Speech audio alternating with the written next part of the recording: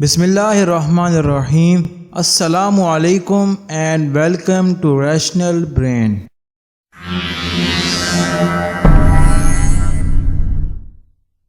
Alan Musk کا انسانوں کو مریخ تک لے جانے کا پلان ہمیں کوئی خیال یا فکشنل سٹوری سے کم نہیں لگتا۔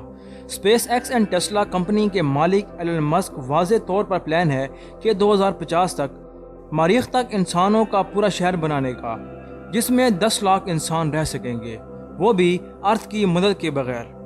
ایلن مسک کے اس پلان کا مذاق اڑایا جاتا تھا، لیکن مارس کولونائزیشن کے اس خواب کو اب لوگ یقین کرنے لگے جب ناسا نے بھی اسپیس ایکس کے مشن کو جوائن کر لیا، کیونکہ پچھلے کئی سالوں سے اسپیس ایکس نے راکٹ ٹیکنالوجی میں کافی زیادہ ترقی کی ہے۔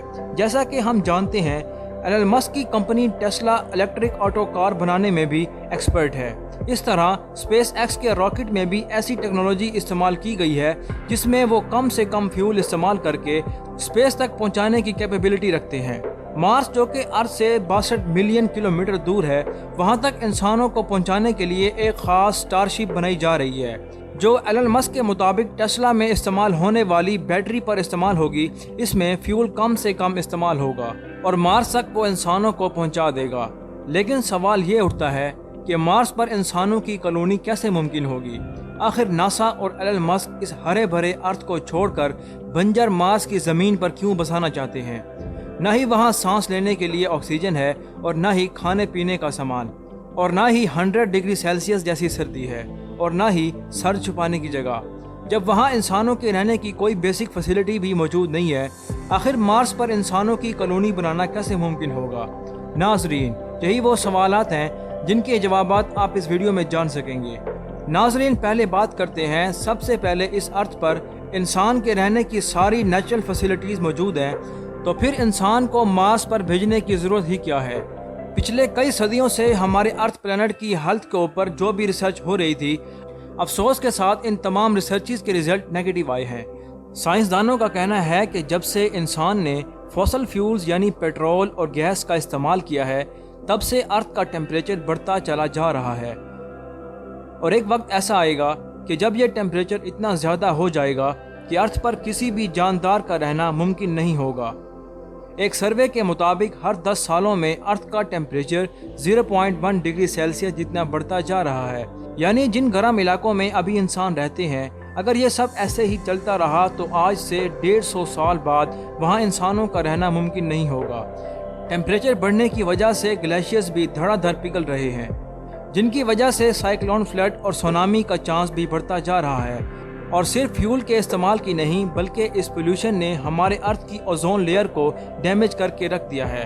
وہ اوزون لیئر جو سورج سے نکلنے والی جان لیوا الٹرا وائلٹ ریز سے ہمیں بچاتی ہے، وہ بھی اب آہستہ آہستہ کر کے ڈیمیج ہوتی جا رہی ہے۔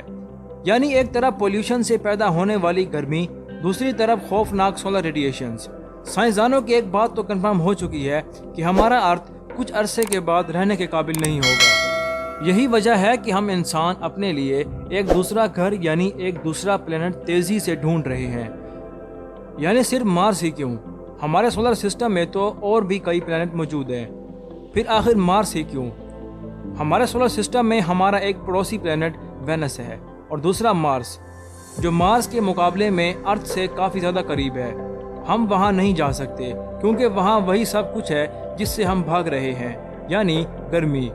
جی ہاں، سورج کے گرد لگانے والا دوسرا پلانٹ ہے جس میں سب سے زیادہ گرمی کی شدت ہوتی ہے، جو لوہے کو بھی پگھلا کر رکھ دیتی ہے۔ دوسری طرف ایک پڑوسی پلانٹ مارس، جو سورج کے گرد چکر لگانے والا چوتھا سیارہ ہے، جہاں وینس جیسی آگ تو نہیں برستی، مگر سردی اب سے زیادہ ہوتی ہے۔ صرف یہی نہیں کہ وہاں پر اتنی شدید سردی ہوتی ہے، اس کے ساتھ ساتھ وہاں پر آکسیجن بھی موجود نہیں ہے، اور نہ ہی وہاں پانی ہے۔ وہاں پر تو انسان کے رہنے کی بیسک فیسلٹیز بھی موجود نہیں ہیں۔ یہ ساری کیلکولیشن جاننے کے باوجود بھی ناسا اور ایلن مسک کے پاس ایسا کیا پلان ہے جس سے وہ مارس پر انسان کو زندہ رکھ سکتے ہیں؟ ایلن مسک کے پلان کے مطابق 2026 میں مارس پر انسانوں کا ایک چھوٹا سا گروپ جائے گا۔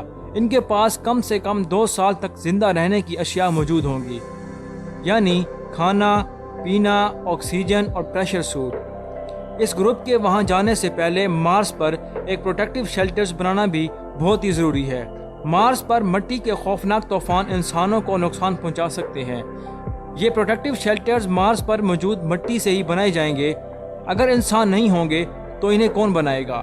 حیرت انگیز طور پر یہ شیلٹرز مارس پر موجود روبوٹ بنائیں گے۔ آرٹیفیشل انٹیلیجنٹ روبوٹ کو انسانوں سے پہلے مارس پر بھیجا جائے گا۔ یہ ایک خاص قسم کے روبوٹ ہوں گے۔ ویسے تو وہ الگ الگ حصوں میں کام کر سکیں گے، لیکن ضرورت پڑنے پر وہ آپس میں جڑ جائیں گے، اور روبوٹ انسان کے کام کرنے سے کافی زیادہ فاسٹ کام کریں گے، جن میں کیمراز، سینسر اور مٹی کھودنے کے لیے آلات بھی موجود ہوں گے، اور 3D پرنٹر یونٹس بھی موجود ہوں گے۔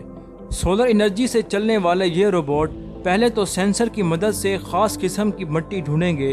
جس جگہ پر وہ خاص مٹی زیادہ پائی جائے گی وہاں پر وہ اپنا بیس یونٹ قائم کر لیں گے۔ ان روبوٹ میں سے جن کا کام زمین کو کھودنا ہوگا اور زمین کو کھود کر مٹی کلیکٹ کرنا ہوگا، اور پھر چھوٹے چھوٹے روبوٹ یہ مٹی ریفائننگ یونٹ تک لے کر جائیں گے۔ ریفائننگ کے بعد یہ مٹی 3D پرنٹ یونٹ تک پہنچائی جائے گی، جو ایک ایک لیئر کر کے 3D پرنٹ کرتے جائیں گے، جو کہ کئی مہینوں تک چلتا رہے گا، جس کو ارتھ پر بیٹھ کر بھی مانیٹر کیا جا سکے گا۔ شیلٹر مکمل ہونے کے بعد سٹارٹ ہوگا روبوٹ کا دوسرا فیز۔ اب مارس پر پہلی بار انسانوں کا ایک گروپ لینڈ کرے گا، کیونکہ انسان یہاں پہلی بار لینڈ کریں گے، اسی لیے ان کے پاس کافی سارا سامان موجود ہوگا۔ مارس پر موجود روبوٹ انسانوں کو وہاں ویلکم کریں گے، ان کا سامان اٹھا کر وہاں لینڈنگ فیز سے بیسک یونٹس تک لے جائیں گے۔ شیلٹر کے اندر وہاں چھوٹے چھوٹے یونٹس کو رکھا جائے گا، کیونکہ مارس کا ایٹماسفیئر بہت ہی کم ہے، اسی لیے انسان وہاں پریشرائز یونٹ میں رہیں گے۔ ان یونٹس کے اندر ارتھ کی طرح کا ایک آرٹیفیشل پریشر بنایا جائے گا۔ یہ سارے پریشرائز کیبن ایک دوسرے سے جڑے ہوں گے۔ ان کو بجلی دینے کے لیے ایک سولر پینل روبوٹ کی مدد سے قائم کیا جائے گا۔ اگر کسی انسان کو بیس یونٹ سے باہر نکلنا ہوگا تو ایک اسپیشل گاڑی کیبن کے دروازے سے آ کے فکس ہو جائے گی، تاکہ دروازہ کھولنے سے اندر کا پریشر لیک نہ ہو سکے۔ اب باری ہوگی مارس پر ایک گرین ہاؤس بنانے کی، تاکہ مارس پر ویجیٹیشن کی جا سکے۔ اس ریسرچ کے مطابق مارس سٹارٹنگ میں صرف پوٹیٹوز اور بینز لگائے جائیں گے۔ گرین ہاؤس کے اندر پلانٹس جیسے جیسے بڑے ہوں گے ان میں سے ایک ایسی چیز نکلے گی جس کا ہونا بہت ہی ضروری ہے، اور وہ ہے آکسیجن۔ جی ہاں، یہ پلانٹس مارس پر سبزیوں کے علاوہ انسانوں کو آکسیجن بھی فراہم کریں گے، لیکن یہ آکسیجن اتنا زیادہ نہیں ہوگا، اس لیے جلد سے جلد مارس پر آکسیجن بنانے کا بندوبست کیا جائے گا۔ حیرت انگیز طور پر یہ ایکسپیریمنٹ مارس روور پہلے ہی کر چکا ہے۔ ایک اسپیشل ڈیوائس جو سولر انرجی کے ذریعے آپریٹ ہوگی، وہ مارس کے ایٹماسفیئر سے کاربن ڈائی آکسائڈ کو لے کر اس میں سے ہیٹ اور الیکٹریکل کرنٹ پاس کرے گی، جس سے آکسیجن کاربن ڈائی آکسائڈ سے الگ ہو جائے گی، اور اس آکسیجن کو کلیکٹ کر لیا جائے گا۔ یعنی اب انسانوں کی چھوٹی ٹیم وہاں آکسیجن بھی بنا سکے گی۔ کھانے کے لیے وہاں پر صرف 2 ڈشیں ہی موجود ہوں گی۔ فروزن واٹر مارس پر موجود روور پہلے ہی ڈھونڈ چکا ہے۔ اس برف کو پگھلا کر پانی بھی بنایا جائے گا۔ انسان اب بغیر ارتھ کی مدد سے زندہ بھی رہ سکیں گے، اور وقت بڑھنے پر واپس ارتھ کی طرف روانہ بھی ہو سکیں گے۔ کیا یہ سب کچھ ایسے ہی چلتا رہے گا؟ کیا مارس پر جانے والے لوگ اپنے کیبن سے باہر نہیں نکلیں گے؟ اگر مارس پر جا کر ایسی ہی زندگی گزارنی ہے تو اتنی زیادہ محنت کرنے کا کیا فائدہ ہے؟ سائنسدانوں کا کہنا ہے کہ اس سلسلے کا کوئی سلوشن تو نہیں ہے، لیکن ان کا یہ خیال ہے کہ اس کے ایٹماسفیئر میں ایسی چینجز کی جائیں گی جس سے مارس کا ٹیمپریچر بڑھ جائے گا، تو شاید آنے والے 100 یا 200 سالوں بعد مارس ویسا ہی ہرا بھرا ہو سکتا ہے جیسے آج ہمارا ارتھ ہے۔ یعنی سائنسدانوں کے مطابق مارس کا ٹیمپریچر بڑھانے سے دوبارہ زندگی پائی جا سکتی ہے، اور اس کام کے لیے جو آئیڈیاز دیے جا رہے ہیں وہ مان کر یقین کرنا مشکل ہو گیا ہے۔ ایک MIT اسٹوڈنٹ مارگریٹا مرینووا کا کہنا ہے کہ مارس پر روبوٹ کی مدد سے فیکٹری بنائی جا سکیں گی، جو صبح شام اور دن رات صرف ایک ہی کام کریں گی، اور ان کا کام ہوگا صرف دھواں نکالنا، اور اس دھوئیں کی وجہ سے مارس میں ویسے ہی سب کچھ ہوگا جو آج ہماری زمین پر ہو رہا ہے، یعنی گلوبل وارمنگ۔ دوسری طرف ایلن مسک نے بھی مارس کا ٹیمپریچر بڑھانے کے لیے ایک آئیڈیا دیا ہے۔ ایلن مسک کا کہنا ہے کہ مارس پر نیوکلیئر ویپنز کو استعمال کیا جائے گا۔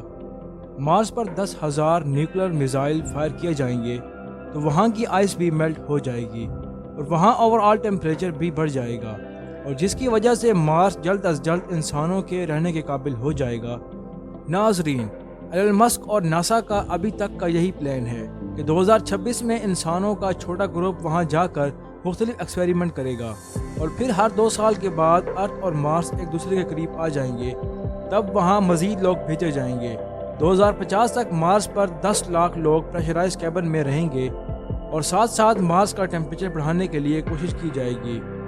ان کا خیال ہے کہ 100 یا 200 سالوں کے بعد مارس کو ارتھ جیسا پلینٹ بنانے میں کامیاب ہو جائیں گے۔ دوستوں، اسی کے ساتھ آج کی اس ویڈیو کا اختتام ہوتا ہے۔